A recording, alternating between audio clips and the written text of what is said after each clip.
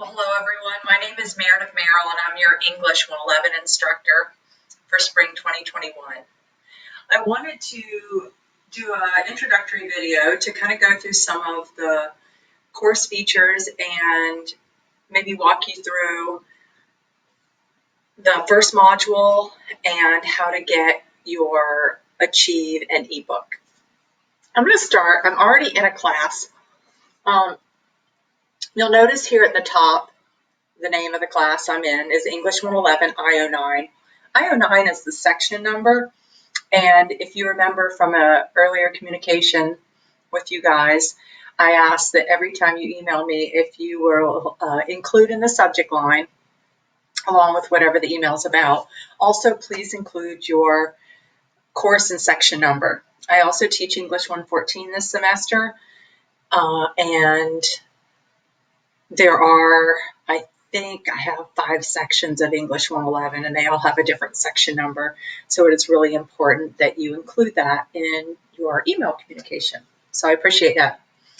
All right, in our course, this is the course menu. So this right here in black is what I would refer to as the course menu. And I want to call your attention to a few things. This is the enrollment verification. And if you click on it, it takes you to the syllabus quiz, which you have until January 20th to complete. Don't be alarmed. You may see a couple extra things on my screen you wouldn't see in your screen, and you notice the writing, it says item is hidden from students. So some information I have hidden or I no longer use, that kind of stuff. So that's the enrollment verification. It's very important you complete that. The announcements. There will be an announcement that comes to you every single week. It usually will get deployed on Saturday, but you definitely will get it by Monday of each week. And it'll be labeled announcement for week 1, announcement for week 2, and then it'll have the dates. And in it, it'll give an overview of where we are in the class, what we're focusing on for the week, any important reminders, and maybe even reminders of due dates. And every once in a while, I may include some instructional material as well, like a helpful video I may come across, or a great handout that I may have created. I constantly like to work on adding more instructional materials for my students. So if I create something brand new that's not already posted, I will send it through the announcement. What you don't need to worry about is the announcement having a bunch of new work for you to do. And that kind of brings me to this right here, which is the course schedule.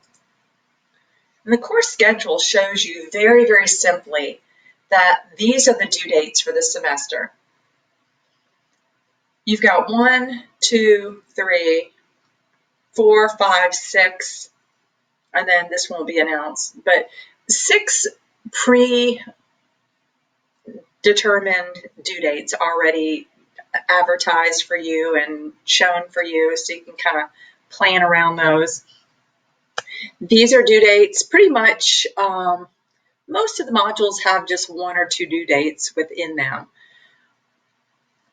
And it's really important, I think, to print a copy of this so you just have it. I'm going to go to the syllabus because you're going to notice that these same assignments that are mentioned here in the semester due dates are also mentioned in our syllabus. And here's the syllabus. It shows you when I have virtual office hours. That means that's when I am available to answer your questions online. You can just shoot me an email. And if we need to create a virtual session, I'll send you a link. I've been doing many of those over the last few days, and I'm happy to meet with you.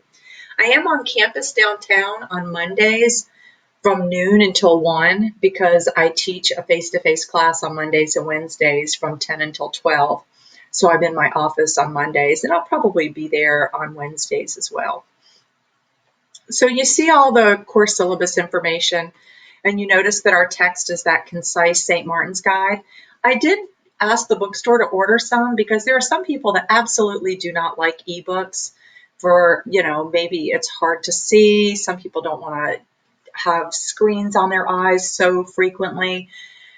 But it is not required. It is less expensive to have the electronic version of the book.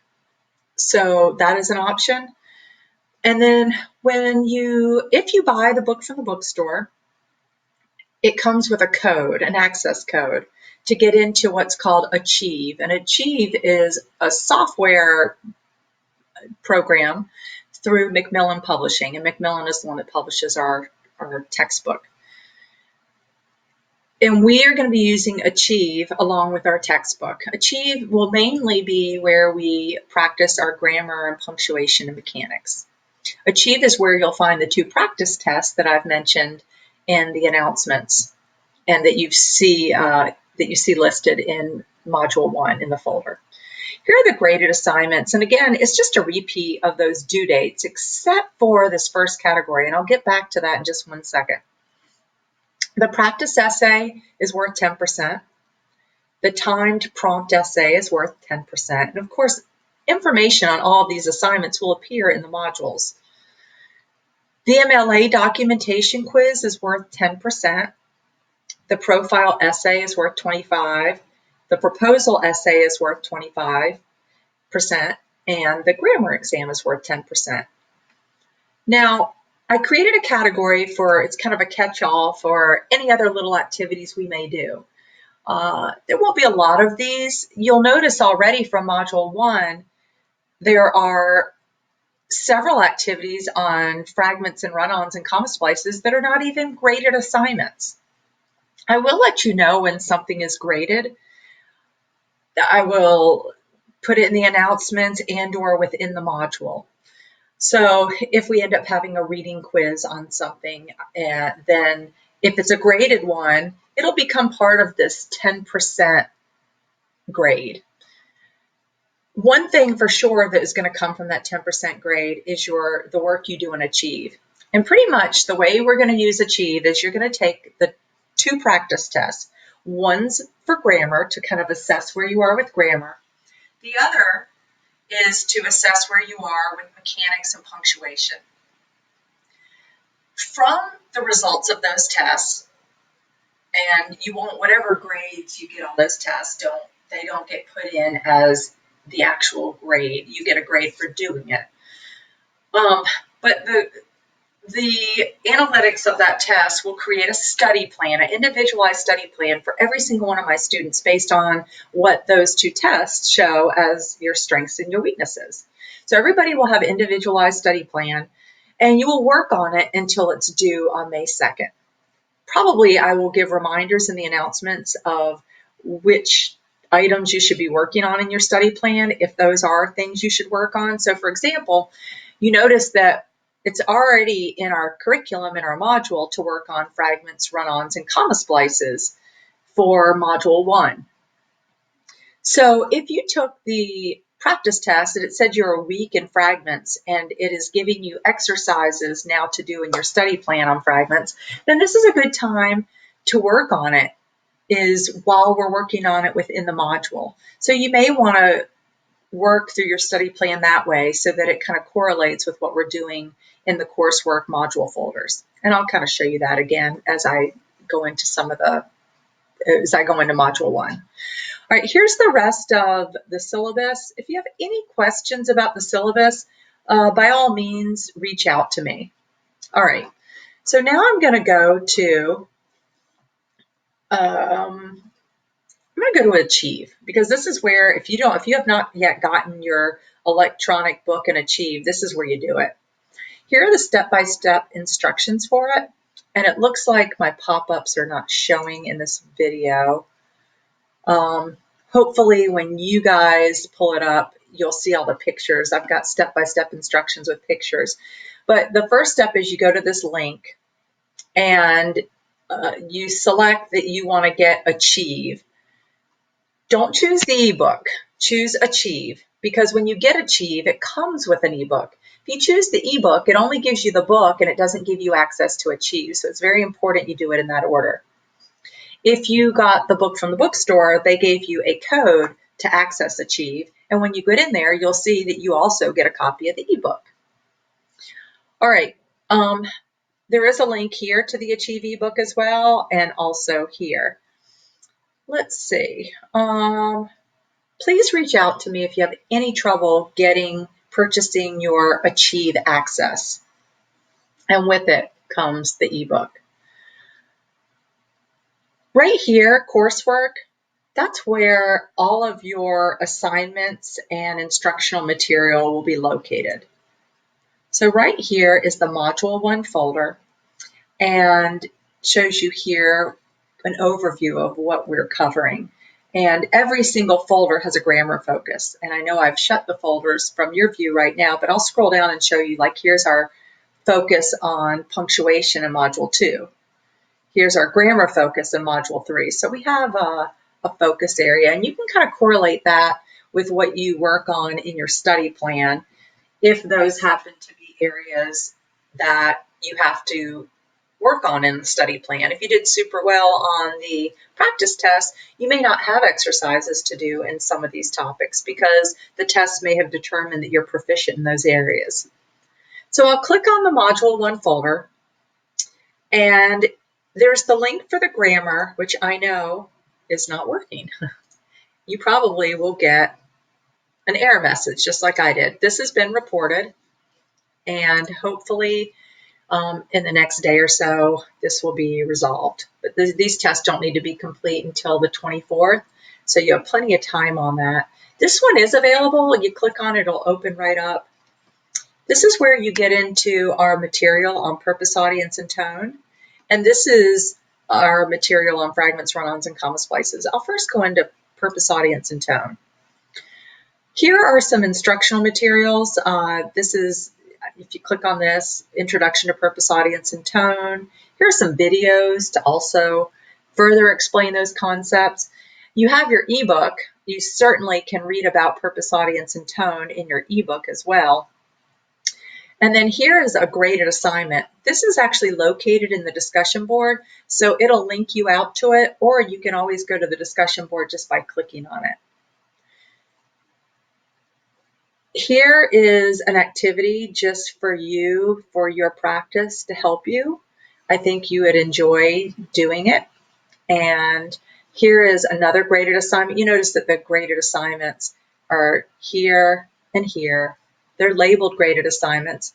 And we go into our course calendar. You notice that they're also listed as an item. They're listed as items that are due. So that's another way you know they're graded, because these are all graded items in the due dates calendar. All right, so I'll go back to coursework. I'll go back into the purpose, audience, and tone folder. Again, instructional material, graded assignment, practice, graded assignment, and here's a sample. So you may want to just look at the sample first before you do your 2 activities, your 2 graded assignments, because this is a sample of what you pretty much kind of want yours to look like. I've got it set up in MLA format. I've got the word student here, but this is actually where your first and last name would go. This is where your last name and page number go. This is all double-spaced 12-point font, which is part of MLA format. There's a title. You should always title your work. You can see the title right through here. And then I've got each section labeled, like right here, purpose. So when you go to write about purpose, you actually label it with a subheading purpose. This is the part where you discuss audience, and it actually is labeled audience. And then here's the section on tone.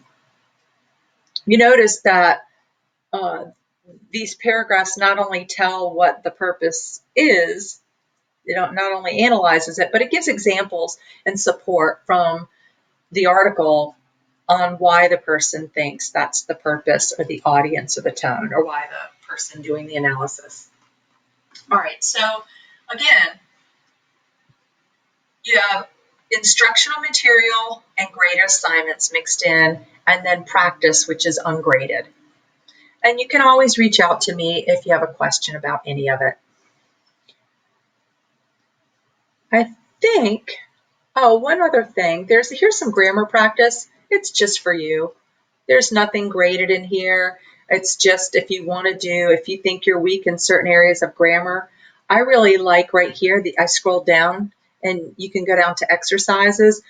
These are excellent. They're a lot of fun. There's a lot of teaching material within these exercises. So again, that was right down here, grammar practice. This function, you can email me, you can email your classmates. You can find out more about me through instructor contact information. It gives you my office hours, lets you know I am available by appointment as well if my office hours and virtual office hours don't work for you. And then another important thing I want to show you is this Achieve tech support. So if you have something weird that happens in Achieve, you can go click on that tech support link and then click on this, Achieve. And then right here is Macmillan Technical Support. And you can click on that and email them. You don't want to do anything else with any of this stuff. So you just would go to the Macmillan Tech Support. I think those are the highlights to get you started, or at least get you through this week. If you have any questions, please email me, and I hope that this video has been helpful.